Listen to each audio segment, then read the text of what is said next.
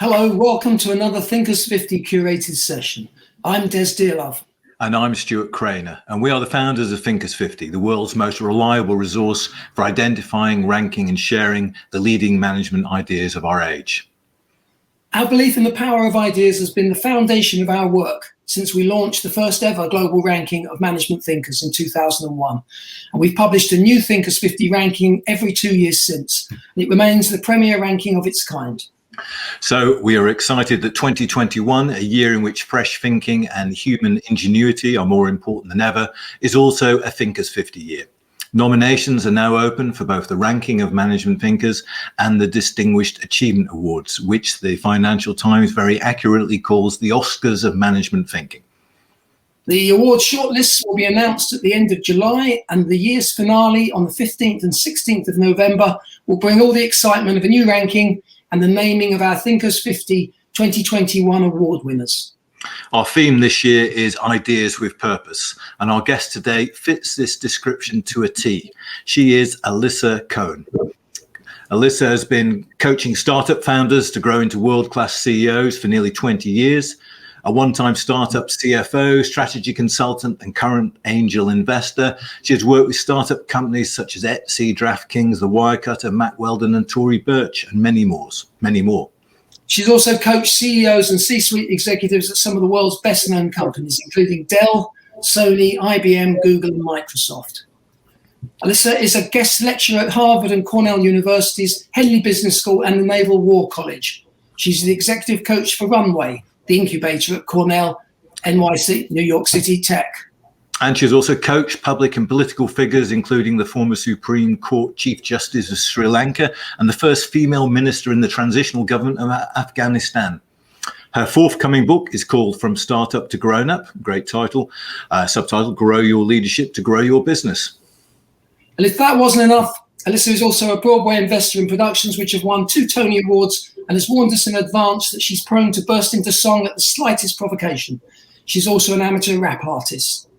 Please send in your questions for Alisa at any time, and also let us know where you are joining us from today. So let's get started. What's the secret to being an effective executive coach? Oh, well. So first of all, thank you for having me. It's really a pleasure to be with you today. And I think the secret to being an effective executive coach is 2 things. One is that you really have to sort of love to understand with curiosity how people think and why they do what they do. You have to have an innate curiosity about human behavior. And the second thing is that you have to be willing and able to meet people where they are and adjust your style. Because at the end of the day, my success as an executive coach really is really measured by my success of my clients. So I've got to walk beside them and help them self-actualize and achieve greatness in their leadership context. So during the pandemic, you've been busy, Alisa. Yes. New book coming out, published by Kogan Page in October. Mm-hmm. Tell us more about the new book. Oh, well, my new book is a passion that I have been thinking about for a number of years. And it's called From Startup to Grown Up. And it's the idea, the basis for thinking about how do you grow from being a founder to a CEO, from somebody who's busy building a product to someone who's busy building a business. And it's not really a straight line. And what I have seen in my 20 years of coaching, and in particular coaching founders, is that founders make the same mistakes over and over again. So for me, it's a passion to be able to reveal the tools and techniques that they can use so they don't make those mistakes and they can accelerate their ability to be successful and optimize their ability to be successful. Have you ever had, you must have had clients that were resistant to coaching. You must have had clients where it didn't stick. Does that happen sometimes? And what do you do about it? Oh, yeah. Well, first of all, it's 2 different things, right? One is about resistance and the second is about sticking. So resistance is about skeptics, right? I've had coaches before. I don't believe in coaches. I don't really know, or you can't really help me. You don't know your business. The truth is I welcome skeptics. When I first meet somebody, my first goal is to add value within 20 minutes. And, back to what's a successful executive coach, my ability to listen and really understand what they're saying, synthesize and sort of mirror back what they're saying, and then help them get out of the problem so they can look at the problem, and then together we can solve the problem. That is very convincing to people that executive coaching can be helpful to them. The other thing is that sometimes people will say, you need a coach, like it's a punishment. So what I do is I help them see it's not a punishment, it's a perk. And so that helps get over the resistance. I think stickiness is like a different question. So the question is, how open are people to actually be willing and able to change? And that to me is like a whole masterclass about like what makes people tick and what makes them willing and able to change. And you really can make a difference in 20 minutes, you think? Yeah, you want to do it right now? I think you should definitely make a difference in Stuart's life right now. Yeah. I think it might take longer. Who knows? No, but I can see that quick wins in any kind of change program are important, and I can see that in coaching. It's probably I can see it is probably achievable. What if it doesn't work in 20 minutes? Right. Well, the thing is that what people really value in the muck and mire of a busy professional life, and I think about a startup founder that I met with initially, right? He came, the same kind of thing. His board said, you need coaching. He's like, I don't need coaching. But finally, he's like, fine, I'll talk to the coach. So we sit down together, and he's skeptical, but I just say, what's the problem that you are thinking about and can't make any progress on it? He immediately came up with his head of product. So what's the problem with the head of product? Well, all these different things. And we talked it through, and we came up with a really great solution for what is he going to do now? Like, what specifically is the conversation he needs to have with his head of product, with a script and a role play and everything in 20 minutes. So why were we able to do that? Well, the truth is that as a startup founder, he's got a lot of things to do. The thing that he doesn't really want to do is deal with Eddie, right? Because it's complicated. He doesn't know what to do. It makes him uncomfortable. So he's able to focus on all those different things and not focus on this important problem in front of him, which is Eddie. So when I show up, I kind of help him clear the space. And all we're going to do for 20 minutes is talk about Eddie, because it's actually a really important problem for him to solve. And it doesn't take that much time of devoted thinking and being commonsensical, but also recognizing where his emotions are playing out that helps us make progress on this, like what seemed to be an intractable problem. Okay, I'm seeing we've got people joining us from Bucharest, from Baghdad, from Bangalore, from Brazil, the bees, and Poland, Amsterdam, the UK. So it's a very international audience. But please put your questions in the comments, and we will certainly try to get through as many questions as we can. You mentioned, well, I mentioned in the introduction that you not only coach startups, but you also coach, really established companies. What's the difference in terms of coaching a founder of a startup versus, an established CEO or somebody who's been an executive at a large organization? Yeah. So the founder and the CEO of a startup, think about this. The leadership, like the entry level position inside of a startup is leader, is boss. So that person hasn't typically grown up in business. They haven't managed a team before. They haven't managed a business before. So they're learning on the job all the different traits. So on the one hand, that makes them very open to like new ideas and trying to do it this way. And so that's really wonderful, but there's really a lot of learning they really have to do on the job. When I work inside of an established company, the CEO, I worked with a public company last year. Now, it goes without saying he was the CEO after 25 years of growing up inside of this organization. So he's got a lot of those skills, but sometimes the problem is he doesn't have a strong beginner's mind. He's not open to experimenting. So I have to help him think about, how do you experiment with a different style? How do you think about what maybe hasn't worked here in the past, but now you're the CEO, might work here? So what I think about is I bring an entrepreneurial mindset to large companies and large company CEOs and executives, and I bring process and system orientation to entrepreneurs and to founders. So it's a kind of cross-pollination sort of process going on there, taking from one and giving to the other. We've got a good question. From Pranav, so asking, So startup to grown up, what are the main roadblocks in the thought process of founders? You said they make the same mistakes again and again. What are those roadblocks? Well, there are predictable roadblocks that happen with founders. So number one is they hire their friends and they don't have a conversation with their friends about how it's going to change their friendship. And then what happens over time is that they hire other employees, but like they know there's a protected class of people called the friends of the founder. That's one predictable pitfall. Another is they're not intentional about building culture. So they're sort of like, oh, culture will happen once we're already a big company. But by the time they have 30 or 40 people inside of the company, there's already a culture and it's mostly accidental. So they haven't really thought about how do I create a high performing culture people feel cared for. And then the third thing I would say is they don't think about the way their communication needs to scale. So when I'm talking to like you 8 people in my early days, the startup, it's like, it's easy. We're all in the same room. But as the company grows from 8 to 30 to 100 to 1,000, you need to adapt your communication style. And founders tend to be really behind on recognizing they have to do that and learning the skills to do that. I suppose the reverse is true as well, in that, I mean, Chris Zook has done work on the founder's mentality and how you can take the founder's mentality and apply it to a big organization. I did some interviews at Infosys, the Indian company, a few years ago. And what struck me there was that they'd taken the founder's mentality, the entrepreneurial energy and sense of owning the company and being the company, and they managed to translate that to a big company. So you don't want to lose what makes the founders great in the first place, I guess.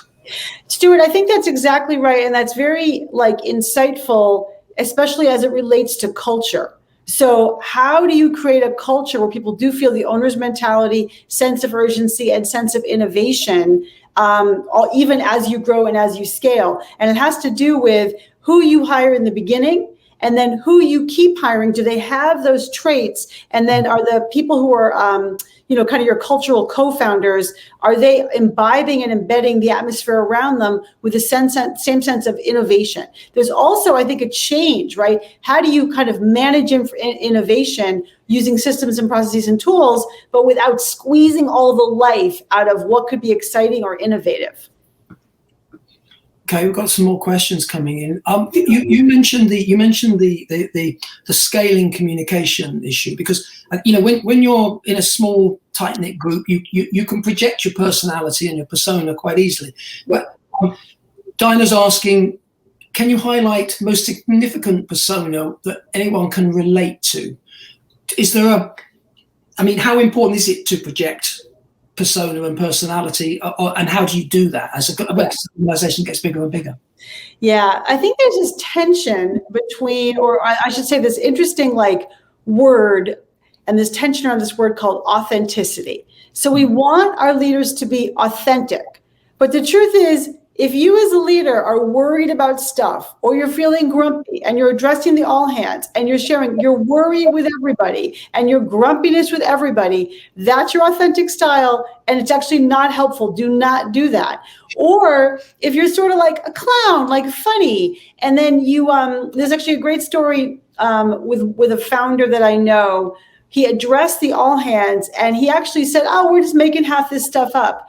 That's okay when you're 30. It's kind of, we are really making all this stuff up, but they'd already reached 500 people and there's no longer really appetite to be making all this up. People are making decisions and building a career inside of their company. They need you to take that seriously. So you as the authentic leader need to think about, how can I bring my humanity to this? And maybe I'm funny, maybe I'm serious, maybe I'm intense. That's great. But then you need to really make sure that you're sort of scripted and polished when it comes to addressing people, whether it's in the all hands or in small groups or one-on-ones, so that you're aware of how you're coming across. And is that playing appropriately for the context of your current company, not your company last year, your company now?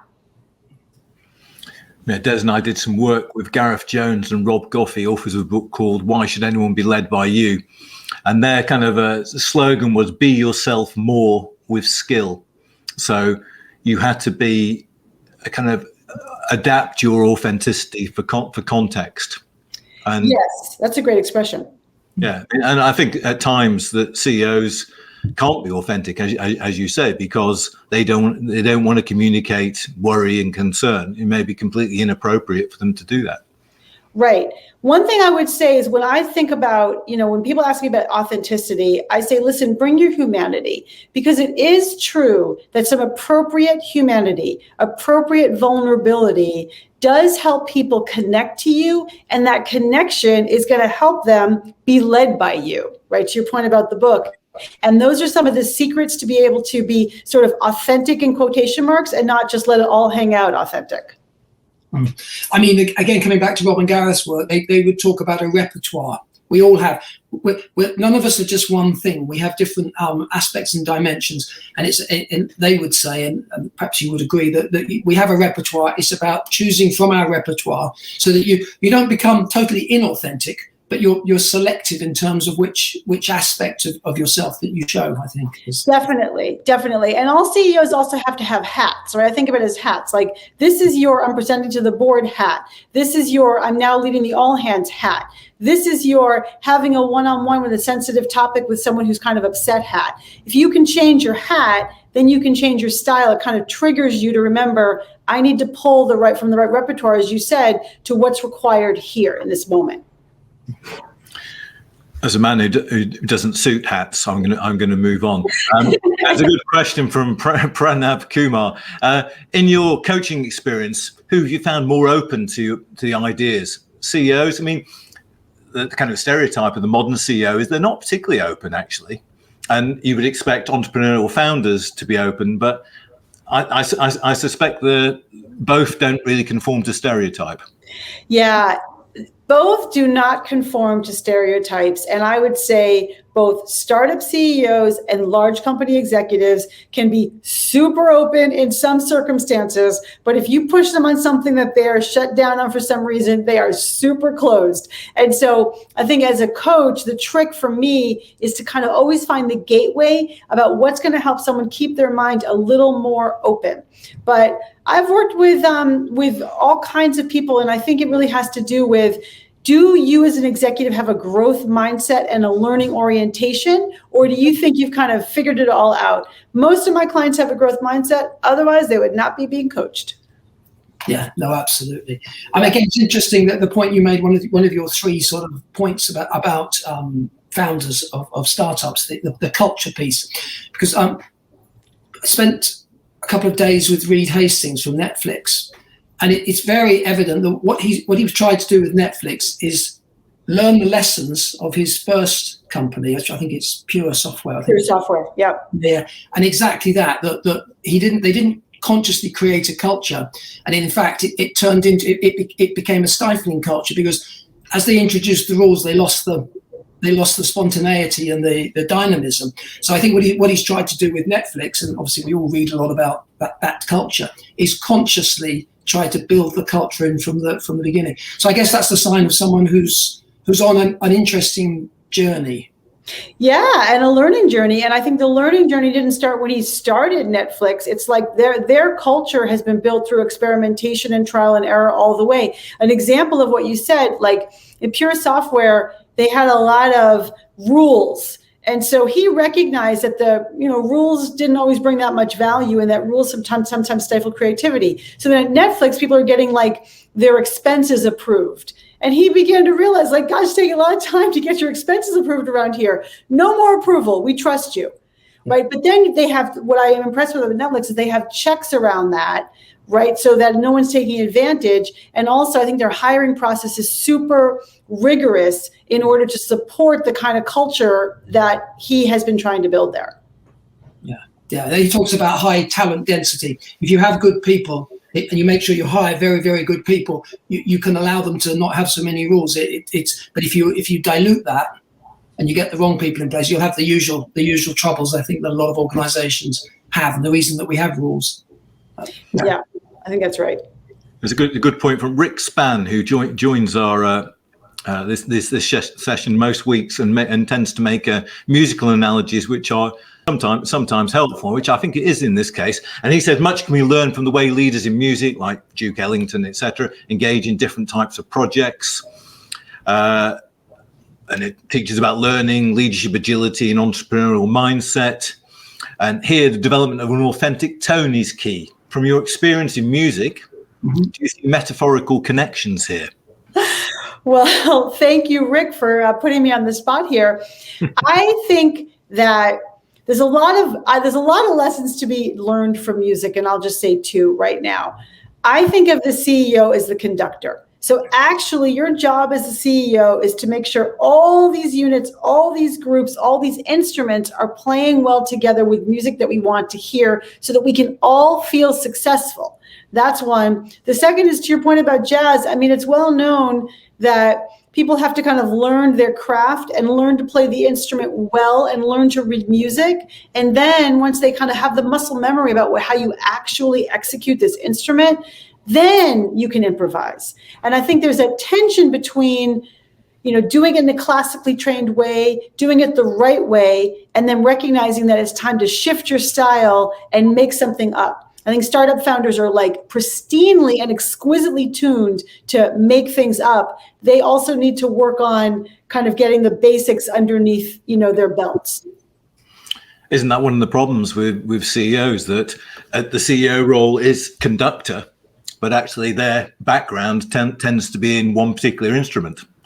Yes, that is totally true. And actually, normal founders will think that they have to know all the answers, and that their job is to know all the answers. And by the way, in the beginning, after they've been thinking about this for a year or two or three, and then they hire some people, the truth is they are the smartest one in the room. They do know all the answers. But over time, that's not sustainable. They need to conduct this orchestra and hire people who are better than them, and then hire the right people, and then train themselves to recognize that they don't need to be the last word or the decider on everything that goes on. That's a very difficult leap to make for a startup founder. Okay, and then there's a step beyond that because typically leaders, CEOs haven't been historically good at managing their own exits, because presumably there comes a point when perhaps they're not the right person to conduct the orchestra anymore. Have you had situations where you have to kind of help someone move a bit closer to the exit? Yes, actually, I talk about that in my book. In the first chapter, it's about self-awareness. Do you even want to be the CEO? The truth is that as a founder, most founders are really focused on what their natural strength is, peering over your shoulder into the future that you cannot see. That is a superpower. And then they can inspire people to follow them, inspire venture capitalists to invest in them. That is a wonderful skill.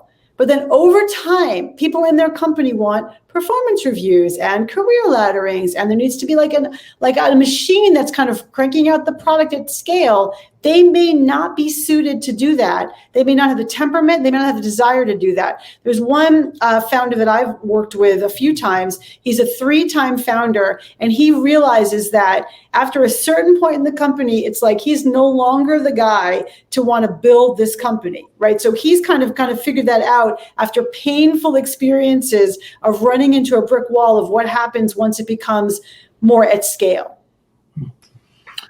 Interesting question from Ola. Did you end up having to rethink the way you coach execs or startup founders during the pandemic? If so, how did the pandemic change your kind of practice of coaching and the way you think about it? Yeah, thanks, Ola. I think it's like books will be written around how we all changed during the pandemic.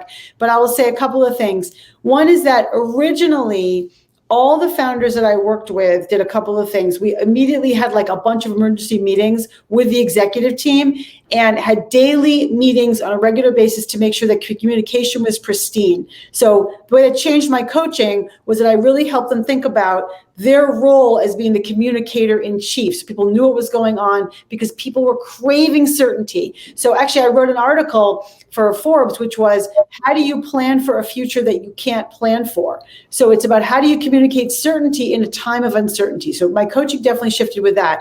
Also, it goes without saying, there was a whole focus on self-care, which I don't think is going to change. The CEOs I work with, to their credit, got very focused on the well-being of their people. However, they did not focus as much on their own well-being. And so a number of them just had some dark moments. And there was one in particular, the CEO of one startup I work with in particular, he didn't have like a single day off for about 8 weeks, right? So 8 or 9 weeks, he was just working around the clock. And when we caught up at some point, I could just tell, like, you are no longer any good for anyone, because he was really like just working himself to the point of burnout. So I think for me, I got much more attuned to self-care.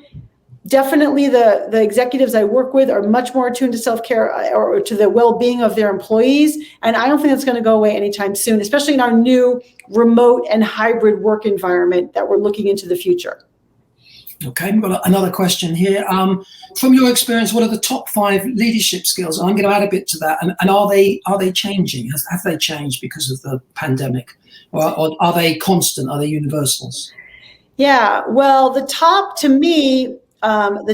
leadership skill is your ability to shift to the circumstances. So your situational agility, knowing what's required here and being able to activate that is by far number one. And that has not changed.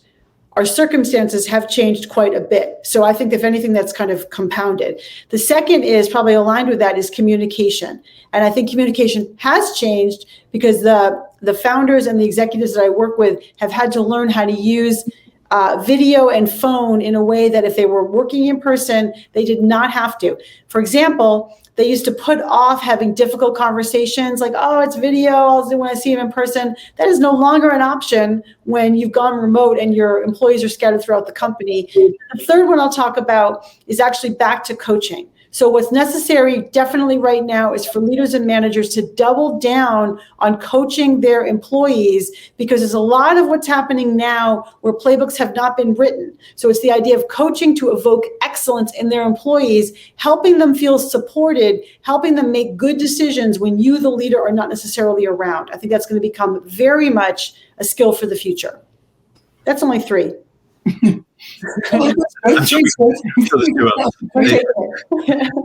you think the entrepreneurial and corporate worlds better understand each other than they have done in the past? Because it always strikes me that when we're a small company, I talk to people who work for big companies, and it just seems the gulf of perspective and the context is so different that they don't really understand us and we're mystified by them. Yeah, I think it is that way. I think that, you pointed out earlier the idea of stereotypes. There's a stereotype of how the large company executive is, and then definitely there's mythology around startups. Mythology, or even that show Silicon Valley just perpetuated this myth of what it is to be a startup founder. It is not really like that. And I think when large company executives or professionals come inside of a startup, they are startled about how little sort of administrative support they have and how much they have to really wrangle people themselves. But I think they think it's refreshing about how much ownership they have. Inside of large companies, there's a feeling of getting 8 different approvals all the way down the chain of command. Startup people most likely can't tolerate that environment. Founders definitely can't tolerate that environment. That's why they became founders. Okay. You talked earlier about the need for people to have a growth mindset in order to be coachable, and a lot of these things goes to that. If someone's got a fixed mindset, are we one or the other? Do we move between them? How do you help someone move from fixed mindset to growth mindset? Is it possible? I love the sophisticated nature of the question of how do you create a growth mindset from a fixed mindset? How do you grow yourself out of a fixed mindset? I think, it's a nature of people and their place in development. I don't think a coach can really change somebody. I think people are willing and able to change based on, in some ways, their makeup, but also based on experiences that they have had in their lives. We have all experienced something for the past 16 months or so that has really made us stop and pause and reflect. And I think right now is a time where people are all reevaluating their lives. And that is the definition of kind of a growth mindset, where new ideas, new frameworks, new skills, new ideas, new belief systems it's fertile ground to grow all of those right now. So if you think you have a fixed mindset, right now is the time to open up your mind and think of yourself as someone who's got a growth mindset, because it's a great time to make changes in your life. I mean, one of the amazing things when we were talking about your biography, Alisa, at the start, is you're involved in so many things. And it's a bit daunting for people like us who live quiet, mundane lives. But how do you manage all that portfolio of activities? Because I think we're all juggling things, but you're juggling an incredible range of activities. How do you manage to do that? I always wanted an interesting life. And so I really made it my business to get involved with a lot of things that were going to give me an interesting life. And the way I handle all of it is to recognize that there are times where I've got to be solely focused on this thing and not those things, or this thing and not those things. And so I find the ways to balance a portfolio by treating it as a portfolio. And I give attention as needed. I try to keep my time kind of organized, but I would say I give myself a lot of self-compassion and permission to not be 100% perfect. And tell me, does one of the world's leading executive coaches have a coach? Do you have someone else? Do you take the medicine? Yes. So thank you for asking. I have 3 coaches. I have my mentor, friend, and coach, Marshall Goldsmith, who is well known to all of us. And he always takes the opportunity to spontaneously coach me, whether I like it or not. Whether you want it or not, yeah. Yeah. I also have a peer coach through the Marshall Goldsmith 100 coaches. I have a peer coach, and we coach each other mutually on a weekly basis. And I have a second peer coach where there are some of my activities which are outside of coaching, like angel investing, and also and even sort of the mechanics of startup operations. And he's another peer coach I talk to, and we mutually help each other. So yes, I believe in coaching. Everyone should find various different coaches and mentors and networks of people around them to help you succeed. Can you be overcoached? Ooh, interesting. you see sports people. So there's now soccer fans who watch soccer, and it's actually said quite often he's been overcoached. So people who they lose their natural instincts, and they just behave in the same way as everyone else. Yeah, when I do this is something I've changed over the years. When I do 360 feedback, which is getting feedback from folks all around my client to figure out what are they great at, what do they need to get better at, there used to be a sense that they're supposed to somehow fix their weaknesses, somehow fix the things that they're not doing very well. I think that's it makes people self-conscious. It makes people not confident. It makes people second guess themselves. I really try to help them focus on emphasizing their superpowers. How do they mitigate the risks and the problems of their development opportunities, maybe even hire around themselves? And how do they find the 1 or 2 leverage points that help them be the most effective person and executive they can be? So I think that notion of being overcoached is very interesting. I think when you're constantly second guessing yourself, it's stop it, right? Take the pressure off and go back to what made you successful in the first place. Fantastic. I'm afraid we've run out of time. It's been fantastic having you with us, and thank you. I mean, I can see the appreciation in the comment box that everybody's really enjoyed hearing you talk, and you've been put on the spot a couple of times, which is always a good thing. The book is called From Startup to Grown Up, and it's out in October. It's out in October. You can pre-order it now. It's out in the UK on October 4th, and it's out in the US on October 26th. Okay, fantastic. And if people want to find out more about you and your broad portfolio, they can go to your website? Yes, they absolutely can. You can also download my Questions to Spark Conversations and be added to my very fun and dynamic newsletter list. Alisa, that was brilliant. Totally inspiring and very, very helpful. Thank you very much. Thank you so much for having me. I loved it. Please join us same time, same place next week. Thanks.